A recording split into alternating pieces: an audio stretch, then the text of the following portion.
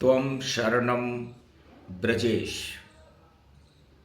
खबर one news channel के ज्योतिष मार्गदर्शन कार्यक्रम में सभी ज्योतिष जिज्ञासु श्रोताओं का अभिनंदन है। वाणी गुरु जी, बुधवार का दिन है, आपको कुछ मार्गदर्शन करना चाहते हैं। बुध सबसे पहले जन्म कुंडली के अंदर बुध का अध्ययन करने के लिए हमें उनकी राशियों का स्थान देखना चाहिए। किसी भी जन्म कुंडली में बुध तीसरे घर और छठे घर का स्वामी होता है। तीसरा भाव पराक्रम का होता है, छोटे भाई बहनों का होता है, पुरुषार्थ का होता है, कर्म प्रदान है। छठा भाव रोग ऋण और शत्रुओं का होता है, सफलताओं का होता है। और किसी भी जातक को धन प्राप्त करने के लिए अपनी बुद्धि का परीक्षण करवाना पड़ता है, जिसे शिक्षा कहते हैं, अध्ययन कहते हैं। जैसी उसकी शिक्षा होती है वैसा ही उसका परिश्रम होता है और वैसे ही उस परिश्रम का भुगतान होता है। तो बुध ग्रह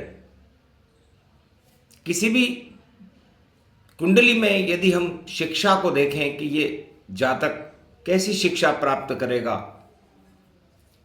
सफलता की ऊंचाइयों पर कैसे जाएगा, तो सबसे पहले हम बुध को देखते हैं कि वो कहाँ बैठा हुआ है।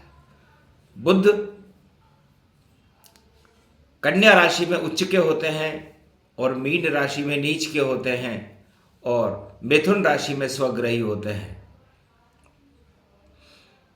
बुध के आगे यदि पापी ग्रह आ जाते हैं, जिसे हम राहु कहते हैं, मंगल कहते हैं, शनि कहते हैं, केतु कहते हैं, तो समझ लीजिए शिक्षा अध्ययन में उसको काफी मुसीबतों का सामना करना पड़ेगा। बुध यदि वक्री हो जाते हैं तो शिक्षा अध्ययन में वो लड़का या लड़की बहुत पीछे चलते हैं। उन्हें सफलता लेने में बहुत शक्ति लगानी पड़ती है, तब जाकर के सफलता मिलती है। बुध यदि सूर्य के साथ विराजमान हो कुंडली में, तो समझना चाहिए कि बुध उसे सूर्य जैसा तेज देंगे और उसकी शिक्षा में उसे काफ़ी सफलताएं मिलेंगी। बुध यदि चंद्रमा के साथ विराजमान हो तो समझ लेना चाहिए कि ऐसा व्यक्ति काफ़ी यात्राएं करेगा। मन बुद्धि योग कहलाता है। चंद्रमा हमारा मन है और बुध हमारी बुद्धि है। तो चंद्र बुध योग जिस कुंडली में मिलता है वो लड़का काफ़ी बुद्धिमान होता है, लेकिन कपट योग होने से उस पर कुछ कलंक लगते हैं। ऐसा विद्यार्थी चाहे महिला हो या पुरुष हो, उसे अपने भवन जहाँ उसका जन्म है उससे बाहर रह करके शिक्षा अध्ययन करना चाहिए, तो सफलताएं उनके हाथ में होती है। यदि बुध का संबंध मंगल ग्रह से बन जाए तो ये एक रुकावट है, क्योंकि मंगल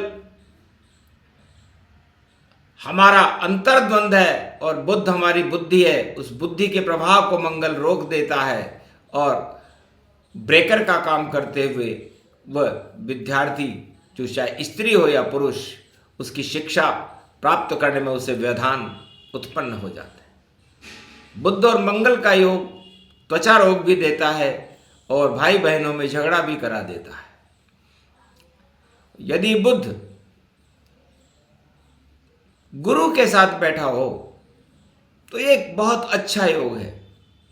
गुरु ज्ञान को कहते हैं और बुद्ध बुद्धि को कहते हैं, और बुद्ध और गुरु मिलने पर ये गुरु शिष्य परंपरा का योग उसे सर्वोच्च शिखर पर पहुंचा देता है। जिसकी कुंडली में बुद्ध और गुरु का योग एक साथ बैठे हों या अपने 1-5-9 में संबंध बना रहे हैं। बुद्ध यदि शुक्र के साथ बैठा हुआ होता है तो वैसा व्यक्ति बड़ा कलाकार और उच्च शिक्षा को प्राप्त करने में सफल हो जाता है और उनका नाम संसार में रोशन हो जाता है। बुध शुक्र सरस्वती योग को कहते हैं, लक्ष्मी योग को कहते हैं। तो काफ़ी धनवान होकर के और हर तरह हर जगत में उसे सफलताएं मिलती हैं। बुध यदि शनि के साथ संपर्क बना लेता है तो ऐसा व्यक्ति लेखक होता है, पत्रकार होता है, वकील होता है। और बुध के आगे शनि का आना एक रुकावट तो है, लेकिन यदि वो अपनी बुद्धि से इस रुकावट को पार कर ले तो काफ़ी सफलताएं उसे मिलने लग जाती हैं। बुध का संबंध यदि राहु से होता है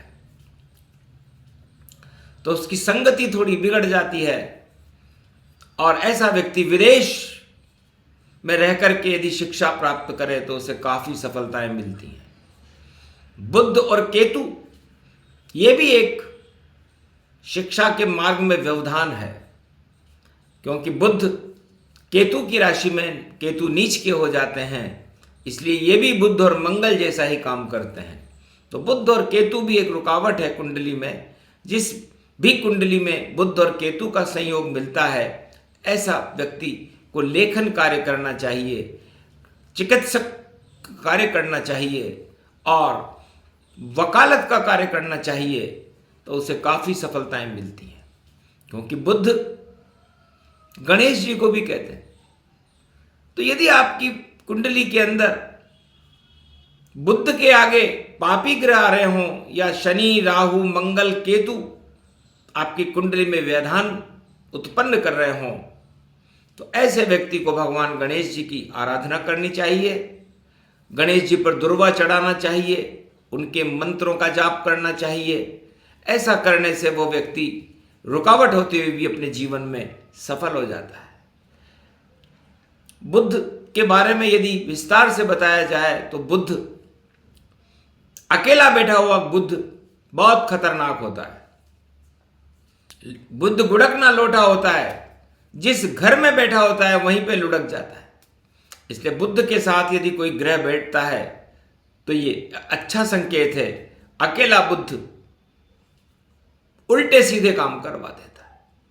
इसलिए बुध को स्थिर करने के लिए बुध पर मरकरी को ही कहते हैं, पारा धातु होते हुए भी तरल पदार्थ के रूप में इधर उधर घूमता रहता है।